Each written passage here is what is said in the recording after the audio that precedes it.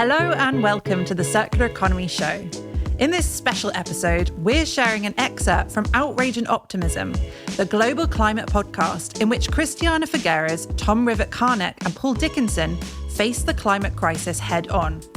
Our founder, Ellen MacArthur, spoke to Christiana, who oversaw the delivery of the historic Paris Agreement on climate change, about the outcomes of the INC-5 negotiations, which took place last week in South Korea.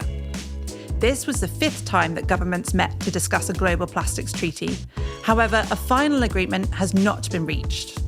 A draft text released on Sunday revealed continued division between the majority of countries calling for binding global rules across the full plastics life cycle and a smaller number of countries opposing such measures. The decision has been made to extend negotiations to INC 5.2. Now, over to Ellen and Christiana to hear their reactions to this outcome. Ellen, thank you so much for joining us here on Outrage and Optimism. We the two of us were together in Climate Week in New York just a few weeks ago.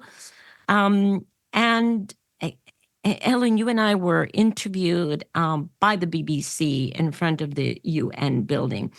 And honestly, both of us were quite hopeful about INC-5. It was going pretty well at that time. It was our impression. And now we hear the sad news that INC-5 has not reached any agreement and they're going to go for a second round sometime next year. What is your take on the results or the lack of a result?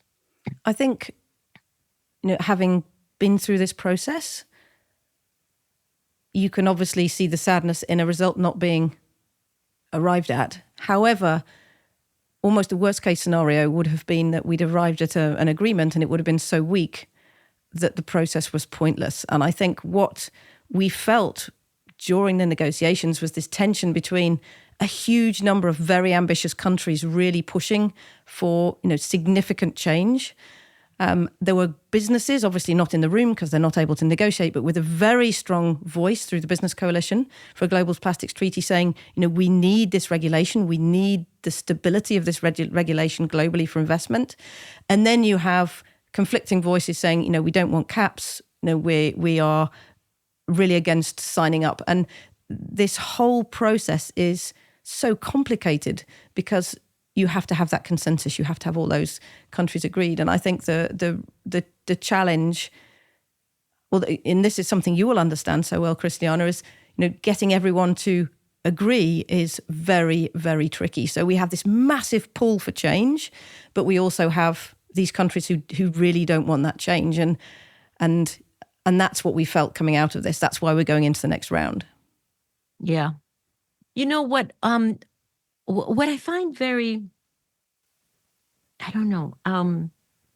incomprehensible perhaps, is that this plastics treaty, as written when it was adopted in 2022, says that the purpose is to promote sustainable production.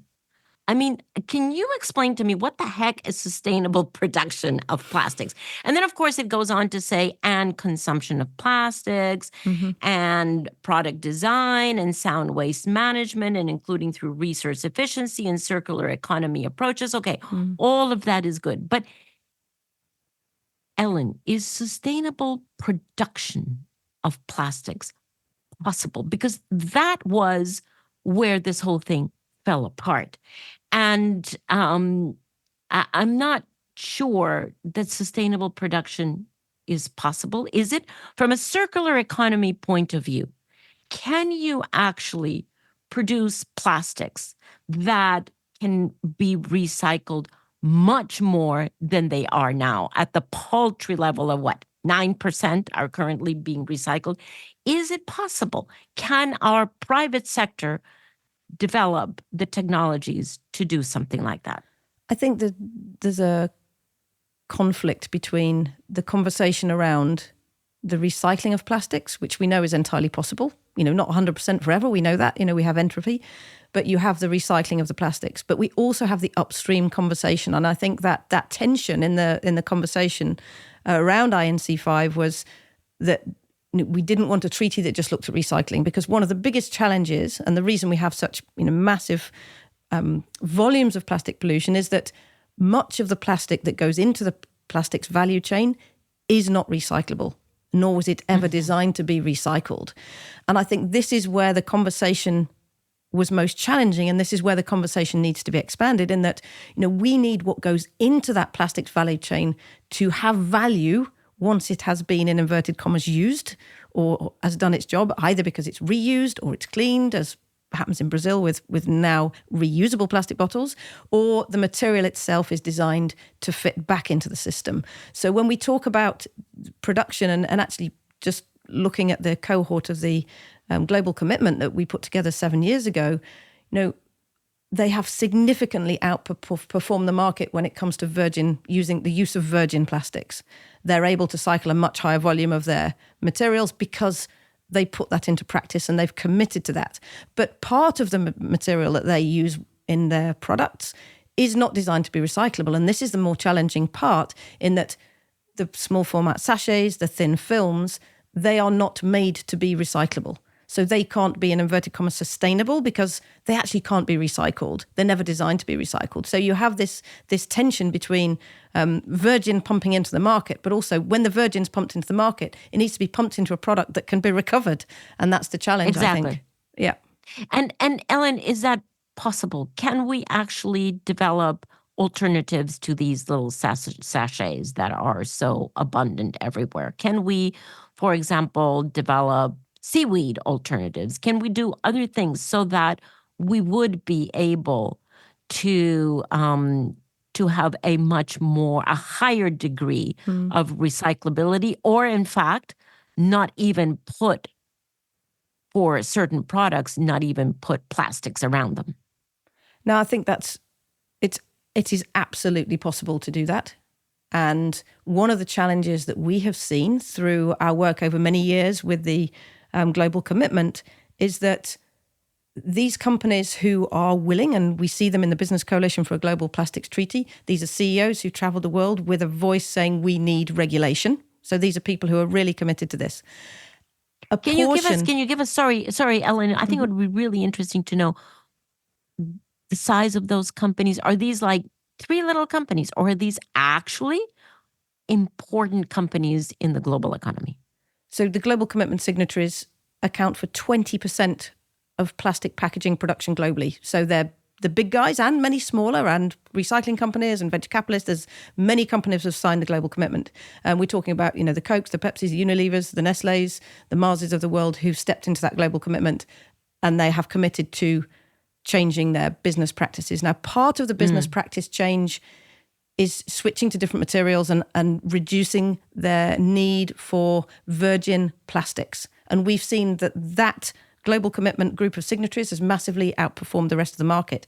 But part of the changes they want to make are to shift out of problematic packaging. And we've, this problematic packaging is a word which came up many, many times within the negotiations at INC-5. Chemicals of concern, another range of words that come up time and time again. And also businesses calling for EPR, extended producer responsibility, to help to pay for the processing of these new materials. So we have business saying this is what we want, because they know that on their own, and these are the biggest players in the world, they can't do it. They need to not only move as a group, but for that second step, which is not just changing materials in their big format packaging, for that second step, they need government regulation. We need a level playing field for businesses to compete on. And it's pre-competitive. These businesses need to be able to invest in those new materials and in these new delivery methods for getting products to people. And that's where regulation, and as a result of this treaty process, is really, really crucial. That is so helpful to understand that, Ellen. Now, do you need a global treaty for that? Or could you do it with national regulation? I think from an investment perspective, the opinion of the Business Coalition has been that if you have harmonized regulation internationally, it makes life an awful lot easier and more predictable to invest in new materials, new delivery methods. It brings stability. Global rules enable people to play on a level playing field. It also brings the cohort of businesses who aren't in the global commitment, because that's still a large percentage of global plastic packaging, into the same playing field, so everyone has the same rules. That's very useful when it comes to change. So when it comes to the small formats, the more complicated packaging, yes, a global treaty, I think, has been decided as being something which is important. However, it's not to say that local, national regulation isn't important. Obviously, that will have an effect. But when you look at the speed of change that we need to achieve, because plastic pollution is not going away, the numbers are still going up despite all these negotiations, we need to move quickly. And I think global regulation will, without question, if it's tight enough, will accelerate this much, much more quickly. Ellen, if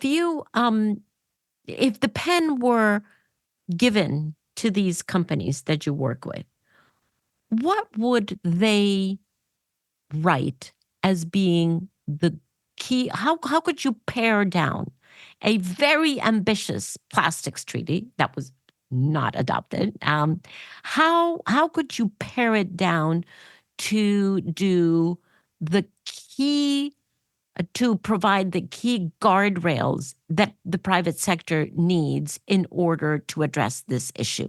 What would be, the basics that are absolutely sine qua non, have to be there? Well, I would say if we look at the Business Coalition for a Global Plastics Treaty and the opinion of that cohort of businesses, which account for, the big players who have a lot to play for in this, the three things would be the phasing out of problematic products, the phasing out of chemicals of concern, and the calling of EPR, which is effectively a tax. They're calling for a tax on plastic to enable the infrastructure to be invested in locally for the products that they produce to be recycled. So those are the three things: problematic products, chemicals of concern, both phased out, plus the call for EPR. That's what the big guys are calling for. That is so helpful to have those three narrowed down. Do you see a possibility that when they resume, that they would be able to focus on those three? Or is there so much else riding here that that they're actually perhaps even going to be distracted from the 3 points that are critical? I think from a business perspective, those 3 points are critical. I think as we've discussed, the tension is between we need to recycle the materials and what does a production cap look like on virgin plastic, or however that is articulated. And there is always this, you could simplify the treaty by saying this is about the end of pipe, this is about the recycling, but you have to address what goes into the system. And we keep coming back to that. You have to look at the front end, which is why these two of these 3 points are so important: chemicals concern, phasing them out, and problematic products. It's saying we want to design the plastic packaging system differently. And of course, the Global Plastics Treaty is not just about packaging, which is one further step which complicates the negotiation process. It's very, very complex. And for listeners who don't know what virgin plastic is, what is it? Virgin plastic is taking oil out of the ground and turning that straight into plastic, whereas recycled plastic is taking plastic and turning that plastic back into new plastic, so effectively recycling. So that would be recycled plastic. It would not be virgin. Virgin is oil straight to plastic. And one of the tensions here is that, oil, as we know, as we move forward and we look at the COP negotiations and climate, we have more EVs. In the future, we will be burning less oil. One of the tensions here is that from the oil-producing nations, turning oil into plastics is very profitable. Sure. Yeah, and it's the only rising demand that they can foresee for their products. And I think this link between plastics and climate change, Ellen, is so fascinating because, yes, plastics represent 3.4% of the world's total greenhouse gas emissions. And let's just remember that the entire international aviation and maritime transport industry together represent about 5% of the world's total emissions. So 3.4 just coming from one source is pretty heavy. Now, what I think is so helpful, and excuse me for using that word, Ellen, from your perspective, but what is so helpful from the climate discussion point of view about plastics is that plastics are so ubiquitously visible. Because one of the challenges in climate is you can't see CO2. You just can't see that molecule anywhere. And so the fact that plastics are so visible, that they're so ubiquitous, no one likes to see plastics in the rivers, in the ocean, in dumps. No one likes to see this. Everybody is honestly upset about this, about the plastic pileup that we have. And so I just think it's really helpful to cause this, I almost want to call it disgust, because when we see plastics everywhere, we are disgusted by ourselves, what we have done. And that is helpful. That visual evidence of what we have done is actually quite helpful in a conversation that is otherwise completely invisible. I think that's true. And I think that's one of the reasons that plastics has gone, or plastic pollution has gone from not being a topic to being in negotiation for a global treaty in 7 years. I mean, that is extraordinarily fast. And absolutely. As an individual, we see it. We see it in countries all over the world, much, much worse than, we see here in Europe, for example. And the businesses see it. And I think one thing that we have really learned on this journey is that, nobody that we work with has intentionally said we want to create all this plastic pollution. We have an amazing material that can cover something and keep it fresh and keep it dry, can be sold for a tiny fragment of, the cost of other materials, because plastic's cheap and it works well. So it's used to transport a product to someone, and it works for that reason very, very, very well, but it creates massive issues. And I think it's something people understand. It's tangible. We hold it. We feel it. Even in Europe, we wrestle with, is this recyclable? Is this not recyclable? We know most of the plastic, even in Europe, that arrives in our homes is not recyclable, nor was it ever designed to be recycled. And this is about stepping up and designing a system that works. And I think that bigger conversation around a system which works is where all of this needs to be taken, not just plastics, but rare earth metals, CO2. We need to build a system which is restorative and regenerative, one which we would call the circular economy. And all these negotiations really take a similar vein as to we need to build a system that works. And my question to you, Christiana, just on that point is, having seen what's happened with plastics and the plastics treaty conversations and understanding what's come out of Korea, what do you think will happen next? Not necessarily what has to happen next, but how do you think things will unfold from here? Because you have so much experience in this space. Well, I wish I had a crystal ball. If I did, we would we would all be much wiser if we all had crystal balls. But do you have hope? Yes, I do have hope, but I also have a frustration, Ellen. I have a frustration that I don't think those actors that are predictably opposed to a encompassing plastics treaty, as you have described it, I don't think that those actors are being brought into a constructive conversation early enough. I think what has happened here, and I say this honestly out of total ignorance because I am not in the conversation, I'm not in the negotiation, and so I could be absolutely wrong. But from what I see, my gut feeling is that there was not enough effort to do the groundwork to go and talk to those who we know are going to be opposing these kinds of treaties and get them on board, not the way that the high ambition coalition countries want, but at least to not stand in the way and to begin to examine what is in it for them. Because that was really the opening to everyone adopting the Paris Agreement, that every single country could see that there was a benefit to them, because otherwise they don't agree. You and I don't agree to things that we don't think are going to benefit us, Ellen. And countries are no different because they're actually represented by human beings. So the conversation there is, look, we have to move in this direction. Now, how could you envision benefiting from this transition, from this transformation? And honestly, they all can.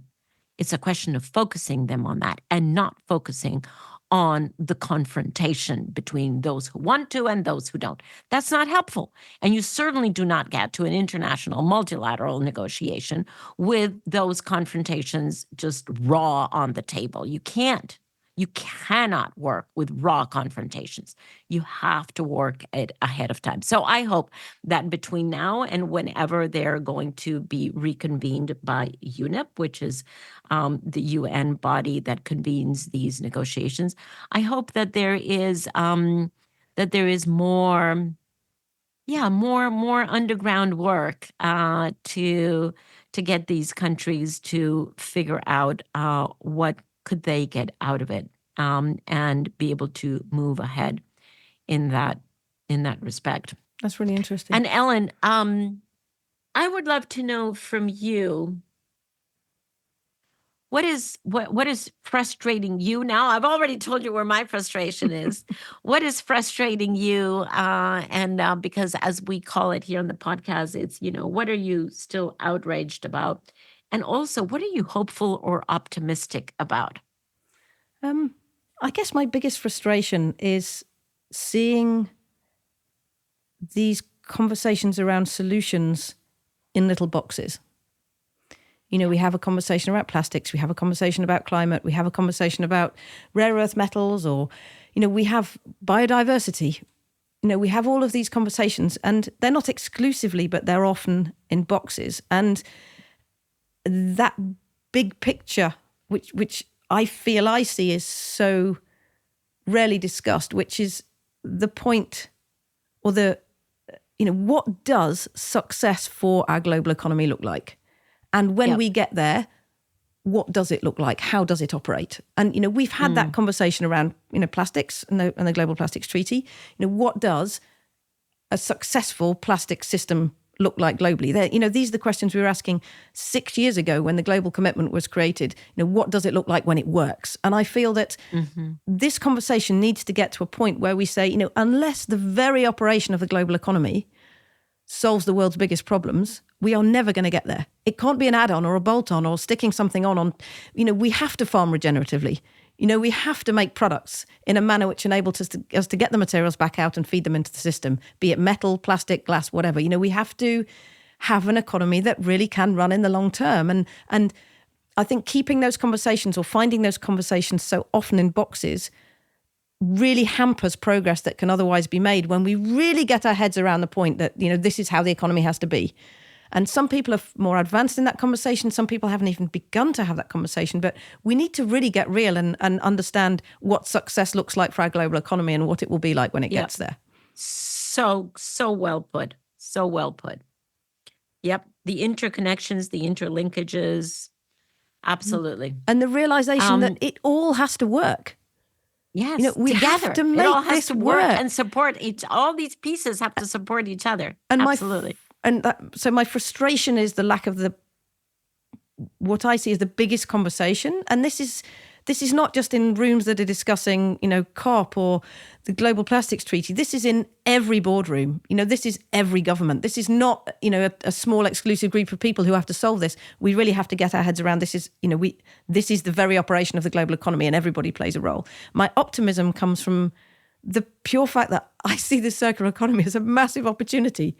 I see, a young person going through education, seeing circular design as a part of the future and building something or designing something which is restorative and regenerative and feeds into a system, and the business models and the finance that sit with it. I see that as so exciting, rather than, trying to design something that might save 5% and gain us a few months or years. And, it turns everything on its head. I see, just the massive opportunity, economic opportunities where we have always stemmed from at the foundation. What is the economic opportunity for plastics? What is the economic opportunity for medium complex goods in Europe?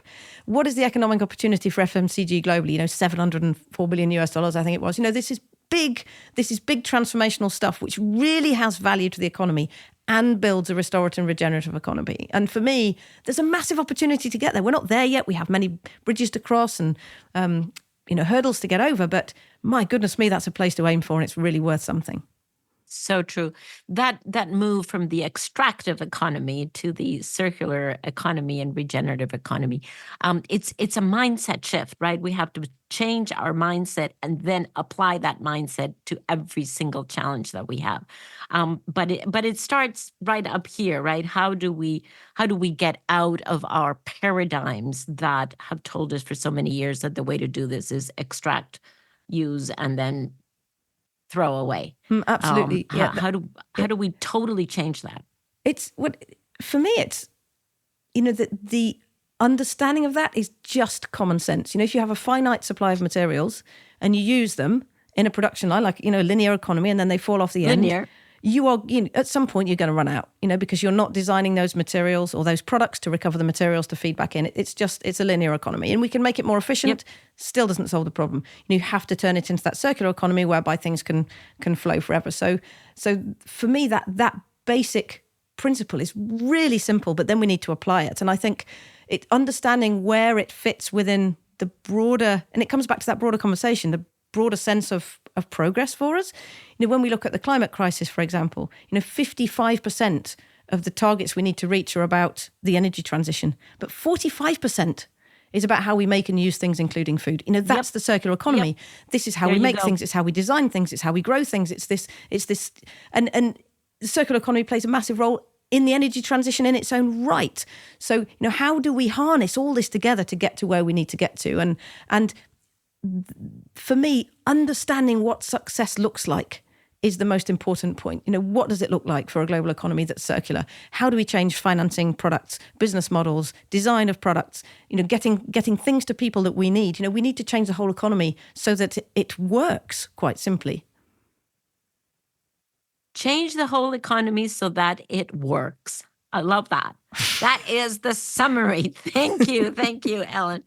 Ellen, thank you so much. Thank you for coming on when I'm sure that you are sitting with a huge heap of frustration about what has happened. But I so much appreciate that you come to this with freshness of thought and never ending impetus to continue your work. So thank you so much.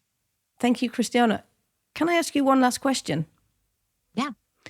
In your opinion, when we look at broadening out the conversation and the need for the conversation to encompass the economy, how do you think we do that better than we do that today?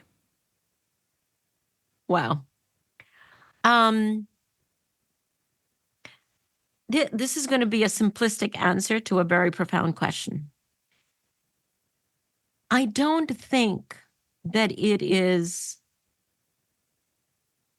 maybe I want to use the word efficient, or maybe possible, I don't know which one fits, to change our mindset if this is all simply, and I use the word simply cautiously, simply conceived in the abstract. I think that is our problem. When we go at this from the abstract, from the meta level, from big, huge systems changes that need to occur. I'm not saying that they don't occur. Mm-hmm. It's just very difficult for us to get our mind and our agency around that. So for me, it's about starting with, let me understand how I am contributing to this. How am I? It's about personalizing this. Mm. How in my life, in my experience, what kind of an economy am I fostering? What kind of an economy am I curating? What kind of an economy am I feeding into? What kind of an economy am I still holding up? And start it from a very personal level, because that which I am not willing to understand at a personal level and change at a personal level, it's very difficult to change at a systemic level. So for me, those two things are really, really intricately linked. Mm. And all too often, we just jump to the systemic and want the changes there without stopping a moment and going like, okay, how does this actually translate for me as a person? And I think that's a really interesting point, because that's exactly the journey we went on with plastics. We sat together with a group of CEOs saying, what does a circular plastic packaging economy look like? And the kind of almost the gut reaction was, we need to pilot. We've got to do this, we've got to do this. And what we realized was that, these companies had been trying for years to solve some of these problems that they knew existed, but they can't do it on their own. So you had to pause, stop, and work out individually for each company and agree individually for each company that together we will work on a plan for plastic packaging and agree together on a group of commitments, which has then led to the Plastics Treaty. But you can't say we need a circular plastic packaging. That sounds so easy to say that. But you have to look at what that looks like and translate that nice systemic idea into something which is actually tangible and doable. Yep, and then how do I do this? And what can I do on my own? And what do we have to do together? And you go. Yeah. And when we looked at plastic packaging, we said this is going to be in a way, a blueprint for how to create true global systemic change. Translating that, I can't remember the word you used, but that idea into something which is actually tangible on the ground. Yeah. It's a big process. Yep. It is, but it also makes it more doable, isn't it, Ellen? That's the irony of it, right? It makes it more doable because we have more control and more agency around that which is within our sphere of influence. And I think also on the plastics subject, to have so many companies saying we want rules, sending that message into the governments who normally make rules and are told, actually, we don't want rules. That's so often the message in these negotiations. These are companies saying, no, we need this. We want this. We need this level playing field. In a way, that systemic change has to happen in dialogue between the private sector and the public sector. And we've seen that very strongly. Even though we've not had the outcome that perhaps we would have wished for a year ago, we have seen a very strong dialogue in that space, which has been really, really positive. A very important lever. We know that from the climate discussion that when the private sector or the finance sector raises its voice, it really is very effective. It really is listened to. So congratulations on you for that. And don't give up, Ellen. We are going to do this. And Christiana, can I please also say a huge thank you to you for speaking to us and discussing this really important topic, which is linked to so many really important topics that we all care so much about. So many. Thank you. Yeah. No, thank you. Thank you very much, Ellen. Good to see you. See you soon again. So we've heard that while it's frustrating that no final agreement has been reached, this is better than settling for a treaty with universal support but little impact. Businesses in the global commitment are willing to transition from problematic packaging, but they need regulation to level the playing field. And we've also heard that this moment is bigger than plastic pollution. In a time of great division, governments ought to seize this opportunity to show that the world can meet global challenges with global solutions. Thank you for listening to this episode of the Circular Economy Show in collaboration with Outrage and Optimism. Head to our show notes to find out more about the negotiations, A Circular Economy for Plastic, and the Outrage and Optimism podcast. See you next time.